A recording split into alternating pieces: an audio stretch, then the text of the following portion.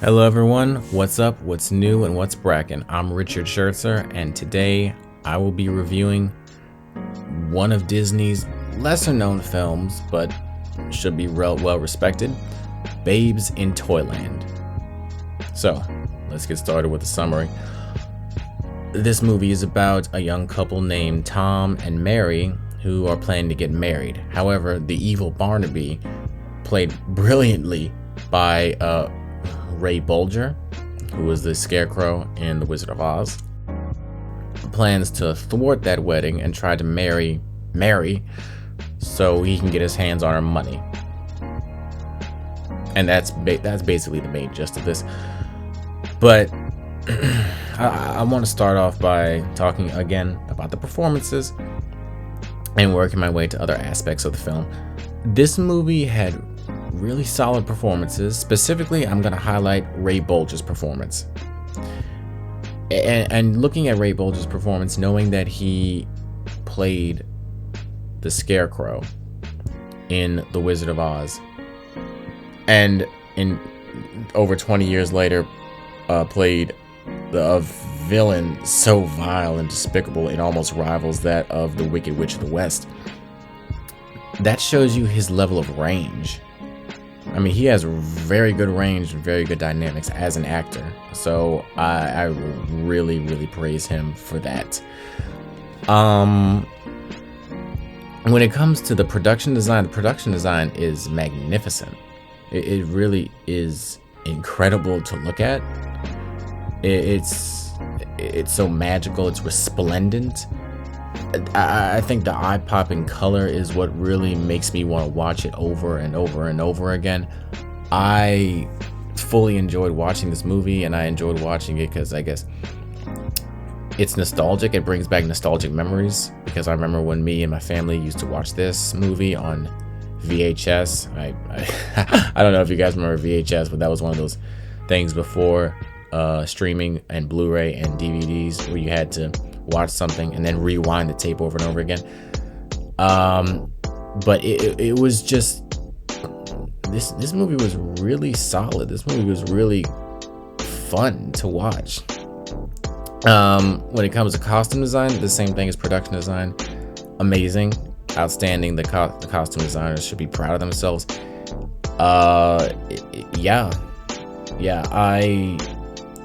When it comes to the other cast members, it really is fun to watch. It's almost like watching musical theater. That's what it is. It's like watching musical theater, and knowing that I'm not necessarily a fan of such musical theater because it's more convenient for me to watch it at home or on streaming in the comfort of my space. But it was really enjoyable. I know this is like 1961, so they obviously couldn't use any CGI, but the practical effects are still nice and still fun to look at. It's a fun, innocent kids movie. That's basically what it is.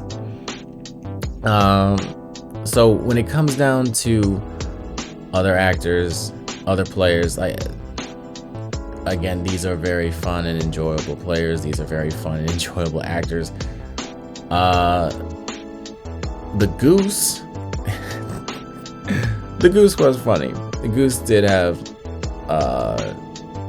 some funny parts to it. If you haven't seen it, there's a goose in there that says and talks about he talks about Mother Goose's weight.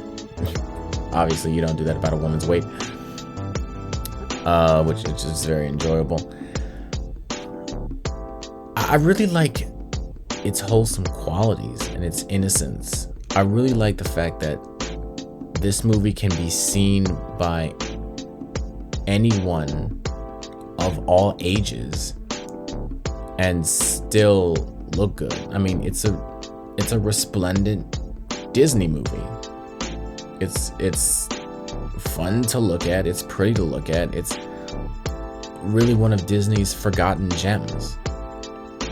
And I think looking at that, you realize how great this movie is. Like, Because nowadays you have movies with these huge budgets, with these huge action sequences and these huge stars, and they try to get people into audiences and they try to get people into theaters with all of that, but you don't need all that. And this movie proves that you do not need all that. You just need a few solid actors to work with, a simple script, a simple plot, and you can have fun for ages. You can have fun for ages. And it's a movie that I feel like it's not The Wizard of Oz, but I feel like it's one of those movies I can watch over and over and over again and still come to enjoy it. It's really magnificent to look at. It's really magnificent to watch. I think one of the issues with streaming again is the fact that streaming it saturates the market. So most people probably wouldn't know that this would be on Disney Plus or even know this exists. But regardless of that fact, it's a movie that more people should know about. And I am happy to tell more people about it right now with this. Like, I had a nice fun time. Like, when I'm watching this film, I felt like a child again. The art direction is amazing. It doesn't take itself too seriously. It doesn't overstay its welcome. The production design, again, out of sight. I gotta comment on the production design, but more important, it's just like watching Ray Bolger turn into a devious villain is just a sight to behold. I really enjoyed his performance. His performance was magnificent. Like, even more so than the love plot and the love subplot. Well, not a subplot. It was actually the main point of the story, but you get my idea. Between Tom and Mary. But this was a film that, again, I could watch over and over and over again and really not get tired of it. It has that certain nostalgia factor that only a handful of films have. And I guess it has that nostalgia factor because the title card is Buena Vista, and whenever I see a Disney movie where their title card is Buena Vista, I always think I'm gonna go on a huge nostalgia trip. And this movie took me on a huge nostalgia trip. So for the most part, I would probably give this movie, I guess, an 8.5 out of 10. But let me know what you guys think in the comments.